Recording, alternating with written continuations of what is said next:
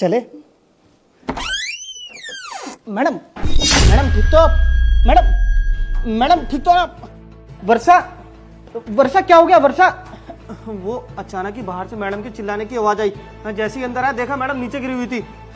वर्षा, वर्षा उठ जाओ, उठो वर्षा, उठ जाओ। क्या हुआ तुम्हें?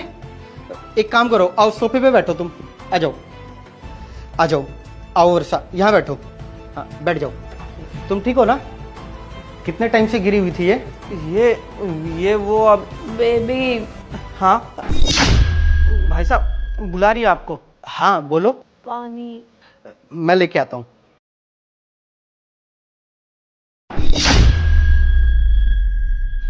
ये लो।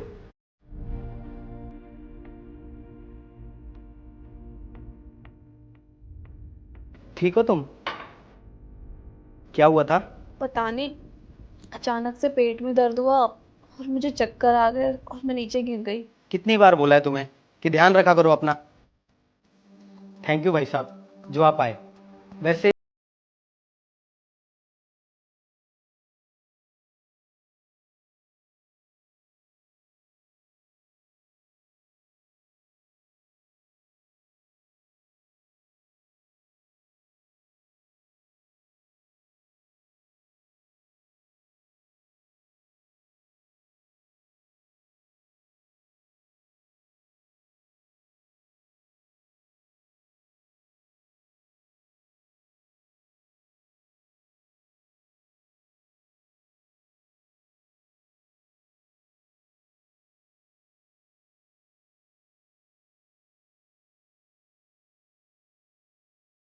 मैं ऑफिस जा रहा हूँ।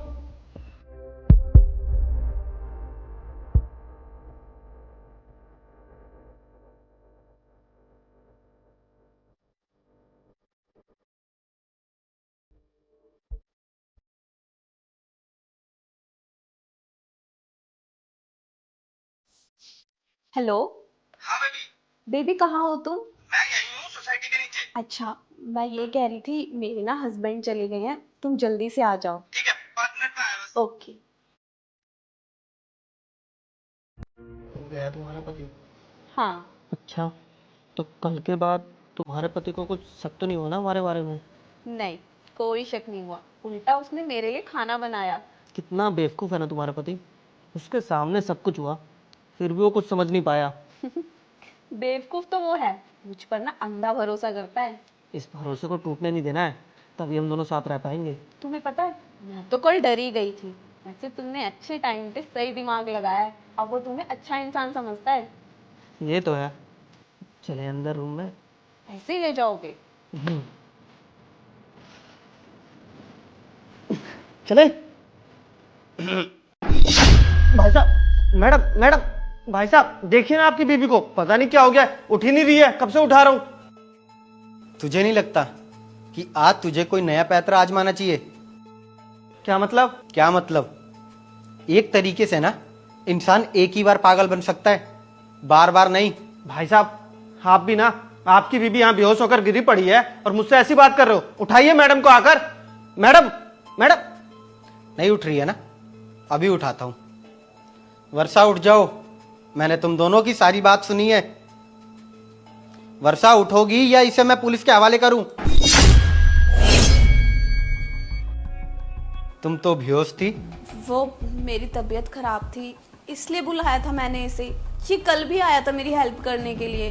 हाँ, कल भी तुम्हारी हेल्प की थी और आज भी। न जाने कितने टाइम से ये तुम्हारी हेल्प कर रहा है। नहीं नहीं, ये कल ही आया था। सच बताओ कब से चल रहा है ये? 2 महीने।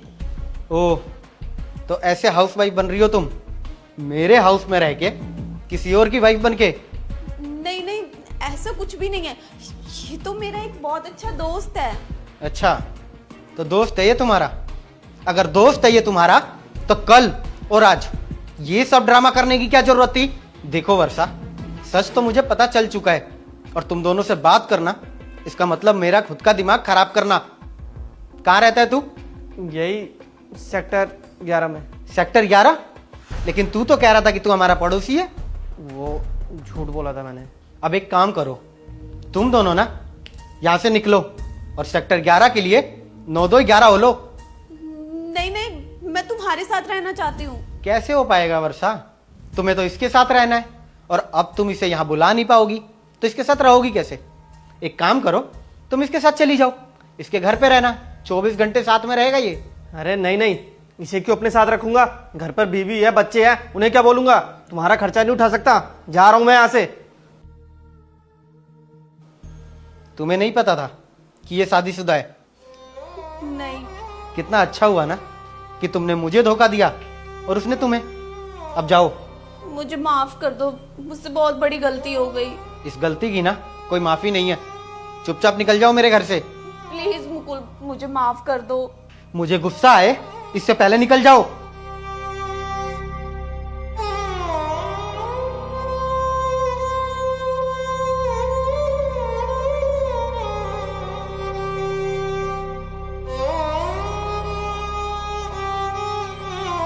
बाबूजी राम राम, उठ जाओ। राम राम बाबूजी। राम राम। कौन है ये? बाबूजी ये हमारी पत्नी है, बहुत दिन से कह रही थी कि बाबूजी के पास ले चलो, हमें कुछ बात करनी है, हमें बता ही नहीं रही थी। लो ले आए ना, मैं अब सामने खड़े हैं, बात कर लो इनसे। बाबूजी हम सोचे थे कि हमारी पत्नी एक बार यहाँ जाएगी ना, आपका आशीर्वाद मिल जाएगा, आप एक बार बात कर लीजिए। हाँ बताओ क्या बात करनी है? साहब, इन्होंने मुझे बताया कि आपको यहाँ पर मैनेजर की जरूरत है। हाँ मैनेजर की जरूरत तो है। अगर आपको है तो क्या आप मुझे मैनेजर की पोस्ट दे सकते हो? हाँ दे तो सकता हूँ, लेकिन तुम पढ़ी लिखी हो?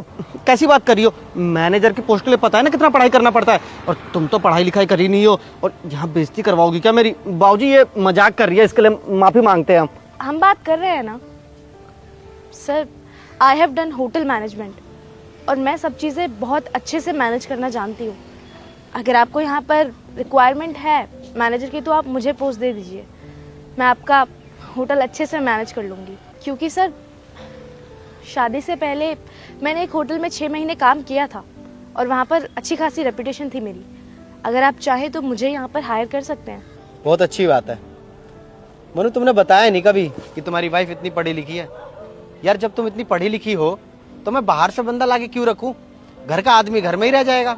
बाबूजी माफ करना, लेकिन हमें भी आज ही पता चल रहा है कि हमारी पत्नी इतनी पढ़ी लिखी है, हमें इससे पहले नहीं पता था कि इतनी पढ़ी लिखी है। दरअसल साहब हमारी ना माँ सौतेली थी, उन्होंने ज़बरदस्ती मेरी शादी गांव में करवा दी। वो तो हमारे पापा बहुत अच्छे थे, उन्होंने हमें पढ़ाया लिखाया क्योंकि हम उनकी संतान थे। लेकिन फिर बस बाबूजी की वजह से आज हम इतने सक्षम हैं कि हम एक होटल में नौकरी कर सकते हैं। बस साहब यही मेरी ज़िंदगी है, थोड़ा संघर्ष, थोड़ी परेशानियाँ। फिर मेरी शादी माँ ने ज़बरदस्ती गांव में मोनू से करा दी और शादी के बाद मानो मेरी ज़िंदगी ढल सी गई। 1.5 साल होने को आया है, घर में सिर्फ कमाने वाले यही है। अब एक इंसान की कमाई में घर चलाना तो बहुत मुश्किल है। मैं इतनी पढ़ी लिखी हूँ, इतनी सक्षम हूँ कि एक जगह नौकरी कर सकूँ, अपने घर का सहारा बन सकूँ। तो फिर हमने सोचा है कि हम यहाँ जॉब कर लेंगे, क्योंकि हम लोगों के पास अपना खुद का घर भी नहीं है, किराए पे रहते हैं। अगर नौकरी मिलेगी तो कुछ मदद हो जाएगी हमारी। साहब अभी तो हमारा परिवार छोटा है, लेकिन कल को हमारा परिवार बड़ा होगा, हमारे बच्चे होंगे, उनका फ्यूचर, उनकी ज़िंदगी भी तो सिक्योर करनी है ना मुझे। मैं एक अच्छी बीवी होने के साथ साथ एक अच्छी माँ भी बनना चाहती हूँ। मैं चाहती हूँ कि मेरे बच्चे अच्छे पद पर जाएं, इसकी जिम्मेदारी मेरी ही तो है। तुम इतनी पढ़ी लिखी हो और तुमने 6 महीने जॉब भी कर रखी है तो तुम मैनेज बहुत अच्छे से कर लोगी, तो मुझे भी दिक्कत नहीं होगी। एक काम करो, कल से तुम आ जाना। मोनू अपनी वाइफ को कल से लेके आ जाना। यार इतनी पढ़ी लिखी है और घर में ही है तो बाहर के बंदों की जरूरत क्या है? ठीक है तुम आ जाना। मोनू तुम बहुत भाग्यशाली हो कि तुम्हारी बीवी इतनी पढ़ी लिखी है और तुम्हारे बारे में इतना सोचती है। इसे कभी नाराज मत करना और इसका दिल मत दुखाना। ठीक है मैं चलता हूँ, कल टाइम से आ जाना। मोनू अपने वाइफ को लेके आ जाना साथ में। राम राम बाबूजी। राम राम। राम राम। तुम मुझे बताए क्यों नहीं कि हमारी शादी जबरदस्ती हुई है और तेरी माँ सौतेली माँ है? हाँ, ये भी मेरी ज़िंदगी का एक वो सच है जो आज तक आप कभी जान नहीं पाए, क्योंकि हमें कभी समय ही नहीं मिला, ना कभी आपने पूछा, इसलिए आपको भी नहीं पता। पर कोई बात नहीं, अब तो यही सच है कि आप ही मेरी ज़िंदगी हो और मैं खुश हूँ आपके साथ। अभी बाबूजी जो बोल के गए ना कि तुम बहुत भाग्यशाली हो मोनू, सच में मैं बहुत भाग्यशाली हूँ। जो मुझे तुम जैसी बीवी मिली है। भाग्यशाली तो हम हैं जो आप जैसे समझने वाले पति हमें मिले। बस एक चीज़ की श्योरिटी मैं आपको देती हूँ कि हमारा आने वाला फ्यूचर बहुत अच्छा होगा। हमें ना बहुत अच्छा लग रहा है कि तुम हमारे लिए ऐसे ये क्या कहते हो वो एफर्ट डाल रही हो, और हमें नहीं पता था कि तुम इतनी पढ़ी लिखी हो, और तुम ये सब जानते हुए कि तुम्हारा पति एक अंगूठा छाप है फिर भी उसके साथ रह रही थी बिना किसी शर्म के और बिना किसी समाज के डर के। लेकिन हमें ना खुशी इस बात की है कि तुम यहाँ नौकरी करोगी, लेकिन उससे भी ज़्यादा खुशी इस बात की है कि हमारे जो आने वाले बच्चे होंगे ना, उनका भविष्य उनके पापा की तरह ना अंगूठा छाप और अंधकार में नहीं होगा, वो तुम्हारी तरह एकदम ब्राइट ब्राइट फ्यूचर वाले होंगे। और तुम ना उन्हें अच्छे से पढ़ाना लिखाना, क्योंकि तुम समझदार हो, तुम जानती हो देश दुनिया कैसी होती है, मुझे तो कुछ पता नहीं है। तो मेरे जैसा मत बनाना, तुम ना उन्हें अपने जैसा शिक्षा देना, किसी अच्छे पद पर लगे जाकर कहीं पर भी जाए तो, जिससे ना मेरा सर ना गर्व से ऊपर हो जाएगा। ज़रूर। और तुम्हें देखकर मुझे पूरा विश्वास है कि तुम उन्हें मेरी तरह नहीं बनाओगी बल्कि अपनी तरह बनाओगी। चले? हाँ चलते।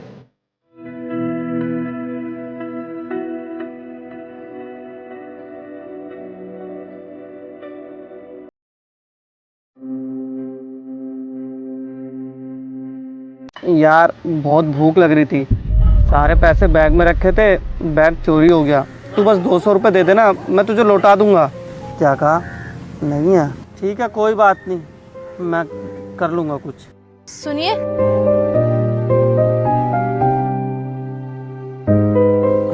हाँ कहिए। आपको भूख लगी है? एक मिनट, ये लीजिए, ये मेरे घर का बना हुआ खाना है, मेरे हाथों का, ये खा लीजिए आप। नहीं नहीं, इसे मैं कैसे खा सकता हूँ, आप खा लीजिए, मैं मैनेज कर लूँगा। देखिए, मैंने आपकी बातें सुनी, आपके पास पैसे नहीं है, पर्स चोरी हो गया है, गांव से काम की तलाश में आए हो, ये खा लो। आप खा लोगे तो मुझे अच्छा लगेगा, आपका पेट भी भर जाएगा। ये लो। नहीं, ये आप अपने लिए लाई हो, आप खा लीजिए, अब मैं खा लूँगा किसी तरह, आप बेफिक्र रहिए। देखिए, मैं आज ऑफिस जल्दी आ गई थी, और ऑफिस में तो वैसे भी कैंटीन है, मैं बाहर का खाती नहीं हूँ, इसलिए घर से लेकर आई थी।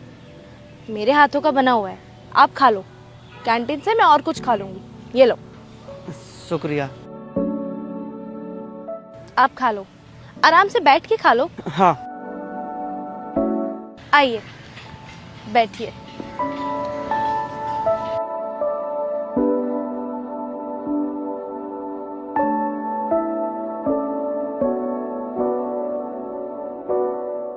ठीक लग रहा है खाना? हाँ बहुत अच्छा है, आप भी खाइए ना। मैं खा लूंगी, आप खाओ। वैसे एक बात पूछूं? हाँ। वैसे आप यहाँ कहाँ रह रहे हैं, मतलब कोई ठिकाना है? अभी तो मेरे रहने का कोई ठिकाना नहीं है, वो क्या है ना, अभी मैं 2 दिन पहले ही दिल्ली आया हूँ, तब से मैं यहीं पास के मंदिर में रहता हूँ। तो कल कहाँ थे आप? ये पीछे मंदिर है ना, तो सोचा 2-3 दिन यहीं रुक लेता हूँ, उसके बाद जैसे ही काम वाम लगेगा तो रहने के लिए कहीं ठिकाना ढूंढ लूँगा। तो इसका मतलब आपने कल परसों से कुछ नहीं खाया? नहीं नहीं, परसों तो खाया था, उसके बाद क्या है ना, बैग चोरी हो गया हमारा, तो मंदिर में जो मिला कल रात में वो खा लिया, उसके बाद से अभी तक कुछ नहीं खाया। तो दिल्ली शहर में आप काम की तलाश में आए हैं? हाँ, हम ना जॉब की तलाश में ही शहर आए हैं। आप तो जानती हो गांव में इतना रोजगार है नहीं, और जो छोटा मोटा रोजगार है भी ना, तो उसमें कोई खास सैलरी नहीं देते, 4-5 हज़ार रुपये सैलरी देते हैं, उससे क्या ही होगा। तो जॉब की तलाश में हम शहर आ गए। अच्छा, वैसे मैंने आपकी कॉल पे बात सुनी थी, आप काम की तलाश में दिल्ली शहर आए हैं गांव से। आपके घर में मतलब सिर्फ आप कमाने वाले हैं या और कोई भी है? घर में तो बस मैं और मेरी बूढ़ी माँ है, पिताजी कुछ समय पहले गुजर गए। माँ बीमार रहने लगी तो उनकी दवाई का खर्चा बढ़ने लगा धीरे धीरे। गांव में इधर उधर हाथ मार के किसी तरह 1-2 दिन की दवाई तो आ जाती थी, लेकिन फिर बाकी टाइम किसी से उधार मांगना पड़ता था। अब तो अस्पताल का खर्चा ही बढ़ गया था, तो उनके इलाज के लिए पैसे ज़्यादा चाहिए थे, और गांव में कब तक ही रहता मैं, इसलिए उनके इलाज के लिए मैं शहर आ गया। उनका इलाज तो मुझे किसी भी तरीके से करवाना है। बाबूजी को तो खो दिया मैंने, माँ को नहीं खो सकता। तो फिर कैसी जॉब चाहते हो आप? कैसी भी जॉब चलेगी, और वैसे भी दिल्ली तो हम पहली बार आए हैं, यहाँ की जॉब के बारे में हमें इतनी नॉलेज नहीं है, पर यह है कि हम ना इंग्लिश पढ़ लेते हैं और कागज़ पत्तर का भी काम थोड़ा बहुत कर लेते हैं, तो कोई दिक्कत नहीं होगी, हम काम कर लेंगे। ओके, तो एक्सपेक्टेशंस कितनी है सैलरी की? मतलब क्या चाहते हो आप कि आपको मंथली आपकी पगार कितनी मिले महीने की? सैलरी का मैंने पहले तो कहीं जॉब करी नहीं है। हाँ, पर इतना सैलरी मिल जाए ना जिससे कि मेरी माँ का इलाज का खर्चा निकल जाए। रहने का क्या, रहने को तो हम मंदिर में भी रह लेंगे, पर मेन जरूरत की चीज़ है कि मेरी माँ की दवाइयों का और उनके हॉस्पिटल का खर्चा निकल जाए, बस इससे ज़्यादा नहीं चाहिए। अगर मैं आपको 25,000 रुपए की नौकरी दिलवाऊं तो दिक्कतें खत्म हो जाएंगी। क्या कहा आपने? 25,000 रुपये?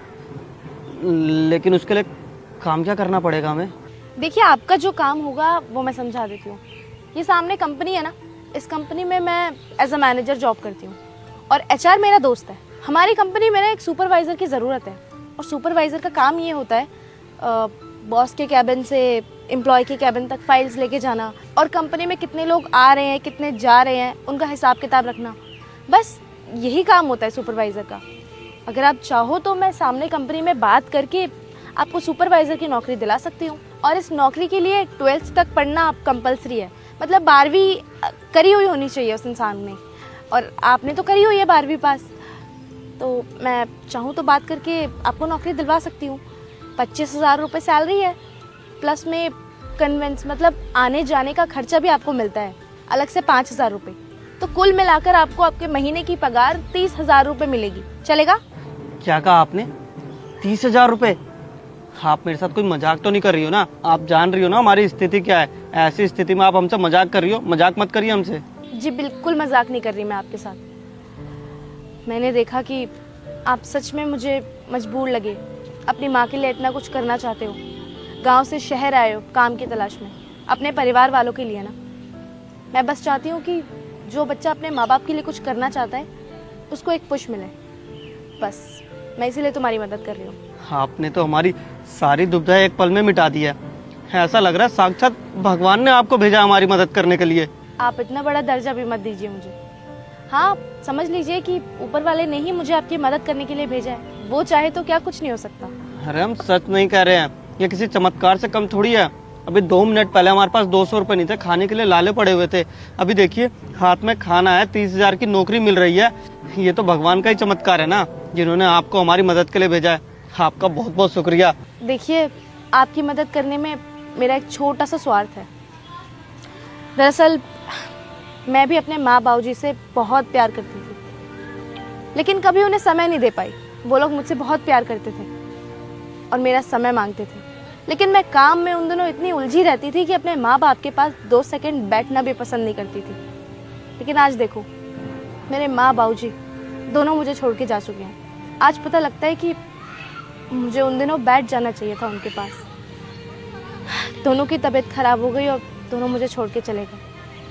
मैं जीते जीते उनके लिए कुछ नहीं कर पाई, लेकिन जिस दिन वो गए थे ना, उस दिन मैंने कसम खा ली थी कि जो बच्चा अपने माँ बाप के लिए कुछ करना चाहता है ना, उसकी सबसे पहली मदद मैं करूँगी। और मैंने देखा ये जो सब आप कर रहे हो ये अपनी माँ के लिए ही कर रहे हो। अगर आप ये नौकरी करोगे ना तो सबसे ज़्यादा खुशी मुझे होगी, और आपकी माँ के इलाज में जो भी खर्चा आएगा वो मैं ज़्यादा से ज़्यादा कोशिश करूँगी कि कम हो जाए, क्योंकि शहर में मेरे जानने में कुछ अच्छे अस्पताल हैं जहाँ पर इलाज भी अच्छा होता है और ख़र्चा भी कम होता है। आप अपनी माँ को 1-2 दिन में गांव से शहर ले आना, रहने खाने का ठिकाना मैं करवा दूँगी और माँ के इलाज का खर्चा भी कम करवा दूँगी। सच में हमें तो समझ ही नहीं आ रहा कि आपका किस तरह से शुक्रिया अदा करें। हमारे पास शब्द ही नहीं है। आप बहुत अच्छी हो सच में। हम ना पूरा मन लगाकर काम करेंगे आपके ऑफिस में। शुक्रिया करने की कोई बात नहीं है, मदद करनी थी, इंसानियत के नाते मदद कर दी। अब आप खाना खा लो, उसके बाद हम सामने कंपनी में चलते हैं। जो भी कुछ फॉर्मेलिटीज़ हैं वो हम पूरी कर लेंगे। फिर आपके जो भी डॉक्यूमेंट्स होंगे वो मैं ले जाके अपने दोस्त एचआर को दे दूँगी। वो आपका इंटरव्यू ले लेगा। कल से आप ज्वाइन कर लेना और माँ को गाँव से ले आना। आप दोनों शहर में साथ रहना। अब आप खाना खा लीजिए।